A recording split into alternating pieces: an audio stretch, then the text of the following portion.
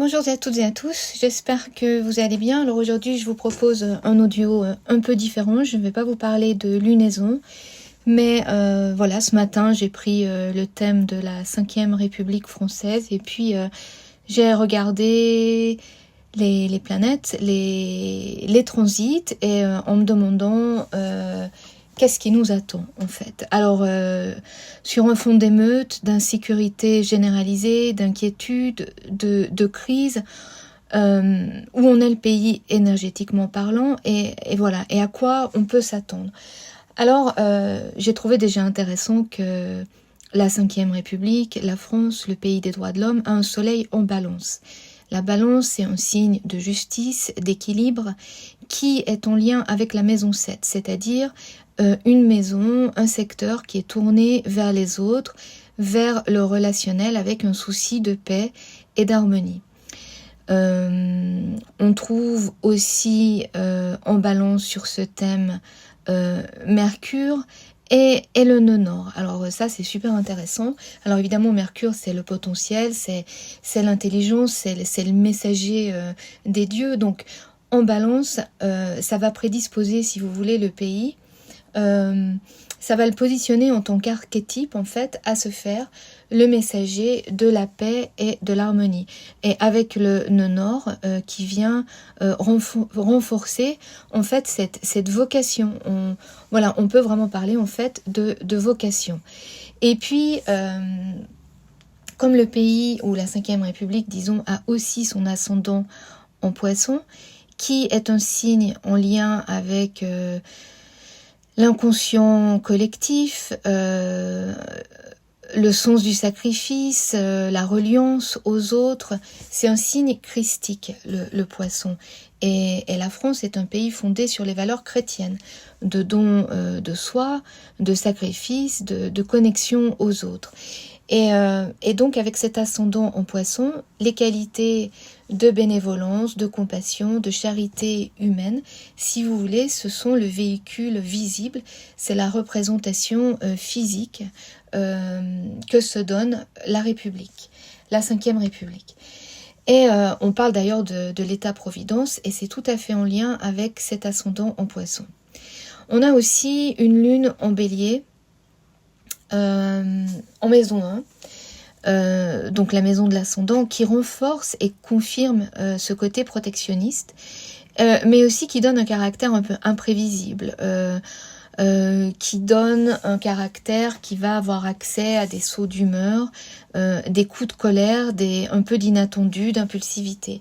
Et puis comme Mars, le régent du Bélier, se trouve en Gémeaux, signe des échanges et de la communication en maison 3, donc domaine des échanges et des rapports de proximité. Là, ça indique une activité intense dans tous ces domaines, mais aussi à nouveau des coups de tête, un esprit de revendication vraiment marqué. Les Français sont quand même connus. Moi je n'habite plus en France, j'habite en Angleterre. Et c'est vrai, quand on parle de la France, souvent à l'étranger, les gens vont parler des grèves. Voilà. Donc il y a une réputation d'esprit, de revendication. On a un milieu de ciel en Sagittaire, donc qui montre un pays motivé aussi par des idéaux élevés, qui a envie de montrer la voie, de se faire le porte-parole de ses engagements. Donc là, ça fait écho au signe opposé aux Gémeaux, dont je voulais vous parler, dont je viens de vous parler. Donc il y a une vocation à se faire le porte-parole des revendications sociales, des valeurs qui sont portées par le pays. Et puis, il y a aussi une vocation à les transformer, à les régénérer, puisqu'on a Jupiter, le maître du Sagittaire, qui est conjoint à Neptune en Scorpion, maison 8. Donc la maison des crises, des deuils, les transformations qui vont être en lien donc avec des idéaux, les idéaux du pays vont se faire dans la douleur. La maison 8, c'est un placement, c'est un secteur de crise, c'est un secteur où on se transforme à travers la douleur. On a aussi Saturne en maison 9 qui est conjoint au milieu de ciel Et ça ça indique, entre autres choses, hein, je vous donne là une interprétation quand même, je ne vais pas dire rapide, mais voilà, je veux dire que chaque aspect, il raconte quand même 1000 histoires, mais là, c'est toujours un peu facile de lire un thème sur quelque chose qu'on connaît, je veux dire. Mais Saturne en maison 9, conjoint au milieu de ciel, ça indique quand même que le pays occupe une position d'autorité sur la scène internationale. Donc j'ai envie de dire, j'invente rien ici, mais voilà. C'est Saturne en maison 9, en Sagittaire. Il y a un côté donneur de leçons, régulateur. Alors qu'est-ce qui se passe en ce moment ? En ce moment, on a cette position d'autorité qui est contestée, qui est remise en question, parce que Saturne, le Saturne natal, le Saturne du thème, est en carré avec le Saturne qui fait transit en Poisson en ce moment. On a aussi le nœud sud qui vient de transiter toute la zone Scorpion, donc qui vient de passer sur Jupiter et Neptune, et qui s'achemine sur le signe solaire du pays. En clair, on vient de traverser une crise existentielle qui a mis le pays en face de ses parts d'ombre et de ses faiblesses, mais aussi il y a un côté, le nœud sud sur Jupiter, où les énergies sont en fait drainées. Neptune, c'est les idéaux, ça aussi, on pourrait dire que les idéaux sont vidés aussi. Il faut les réinventer, il faut les régénérer, tout est dépassé. Il y a vraiment, je dirais, avec ce nœud sud qui vient de passer là, sur ce Jupiter et ce Neptune en Scorpion, un sentiment de lassitude, de fatigue, de faim vraiment ressenti de manière vraiment intense. Et puis, donc c'est clair que les lois représentées par Jupiter et les idéaux d'hier, représentés par Neptune, sont complètement dépassés et qu'il faut repenser, réimaginer, réinventer, renouveler ce qui constitue l'héritage archétypal du pays. Donc rien que ça, c'est quand même lourd là ce qui se passe sur cette carte. Le nœud nord va entrer en bélier, et il va forcer la transformation en donnant un nouvel élan qui va sûrement s'exprimer par le peuple, par la colère du peuple, puisque Mars, le maître du bélier, est en Gémeaux. Les revendications vont se faire, à mon avis, de plus en plus fortes. Ce qui va probablement conduire à des restrictions, une forme de répression, de la répression même, et c'est pas forcément négatif, avec Saturne qui va transiter l'ascendant de la 5e République au printemps 2024. Là, j'ai envie de dire que Saturne, il va essayer de faire barrage, en fait, au débordement, aux crises, au rejet des lois en place, au rejet des valeurs républicaines, parce que le transit fait écho à Neptune conjoint à Jupiter en maison 8, puisqu'il fait trigone, ce sont des signes d'eau, et je dirais que ces renforcements d'autorité, en fait, ils vont viser à protéger la sécurité du plus grand nombre. On est en Poisson. C'est quand même un signe qui est bienveillant. On dit toujours, on regarde toujours Saturne comme une force un peu pesante qui vient castrer les élans, qui vient...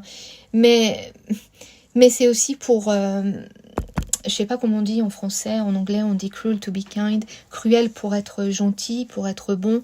Il y a cette notion... c'est comme un parent en fait, c'est cette notion que le parent doit aussi faire preuve d'autorité vis-à-vis de son enfant pour l'aider à grandir dans une certaine sécurité. La sécurité permet à l'enfant de grandir. Et là, il y a cette notion ici, mais... voilà, qui pour certains, voilà, il y a toujours deux côtés, hein, on est dans un monde binaire, donc certains vont ressentir ça comme de l'oppression, et d'autres le ressentiront comme un degré de sécurité ajouté, si vous voulez. Donc en tout cas, je pense quand même que ces mesures ne seront pas suffisantes, car le système, il est j'ai envie de dire pourri, mais c'est le mot qui me vient à l'esprit, il est obsolète, vraiment, c'est tout ce nœud sud là qui vient de passer en Scorpion, et puis aussi tout ce qui se passe dans le thème, autour du thème, il y a pas que ça. Mais voilà, on est en train, on doit, la Cinquième République doit se réinventer. On va avoir Uranus qui va passer sur Mars natal en mai 2026, qui devrait marquer un tournant, un pic dans les revendications. Et je pense qu'on aura un aperçu de ce que ce transit va donner lors de la première incursion uranienne en Gémeaux en juillet 2025. Donc je pense que jusque-là, ça va pas arriver d'un seul coup. Il y a quand même une progression. Tout ça, ça arrive, il y a comme un crescendo. Et ce moment, juillet 2025 et mai 2026, où donc le transit va se faire, je dis, excusez-moi, c'est un peu confus tout ça, mais juillet 2025, c'est parce que c'est avec les phénomènes de rétrogradation. Donc la planète Uranus arrive, et puis elle repart, et puis elle repasse. Donc en fait, ça appuie ou ça fait mal, parce qu'on repasse plusieurs fois, mais c'est un transit qui devrait être crucial, parce qu'Uranus va en plus faire carré à Pluton, donc sur ce thème, qui se trouve au tout début du signe de la Vierge à 3 degrés, et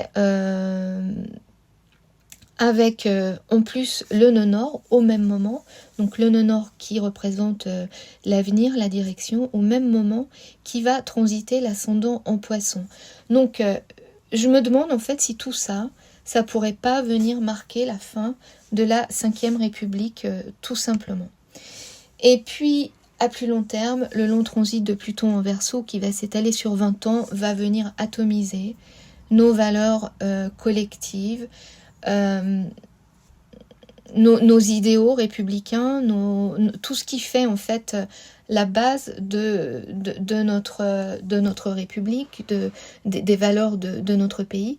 Et ça, je pense que ça va culminer avec l'opposition de Pluton sur Uranus natal en mars 2032, donc je vous disais, ça c'est vraiment à plus long terme, c'est un transit aussi qui va faire l'objet de rétrogradation, donc qui sera repassé, retravaillé plusieurs fois, et en fait qui va se dérouler sur une année, jusqu'en mars 2033. Et moi, c'est mon interprétation, vous n'êtes pas obligé d'adhérer, c'est une interprétation de toute façon, mais ça pourrait être l'avènement d'un mode de gouvernement complètement différent pour le pays. Le lion est un signe régal par excellence, avec Uranus qui représente l'inattendu, la révolte, l'air, le feu, donc réunis dans un signe fait pour régner, pour briller. Moi, j'imagine presque le retour d'une monarchie constitutionnelle.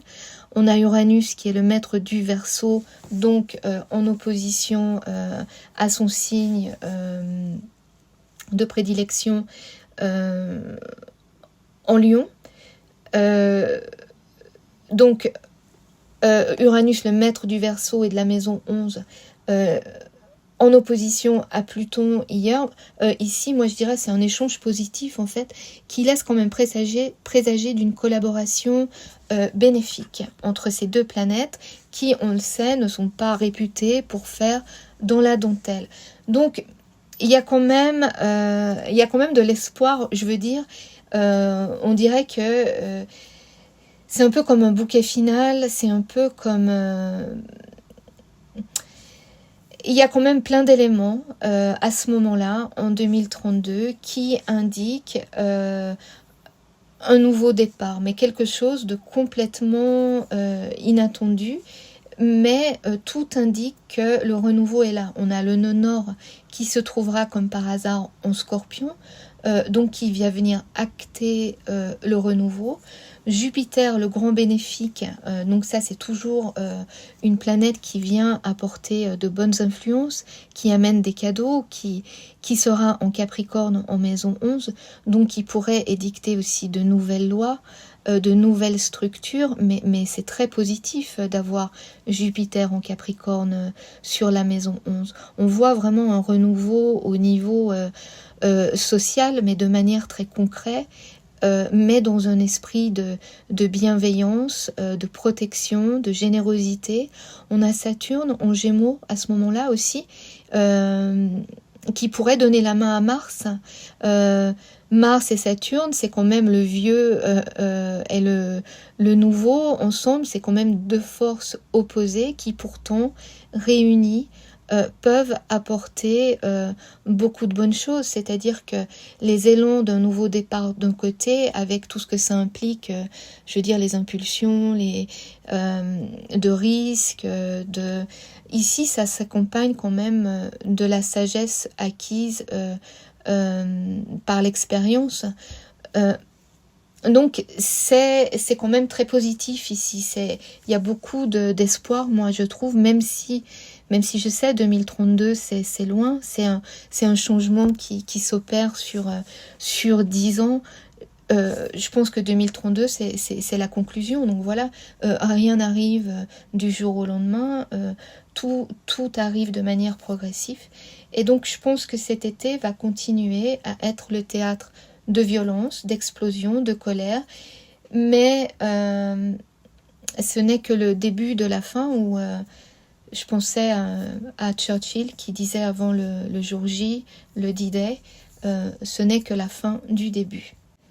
Merci de votre écoute, je vous souhaite une bonne fin de week-end et puis je vous dis à très bientôt.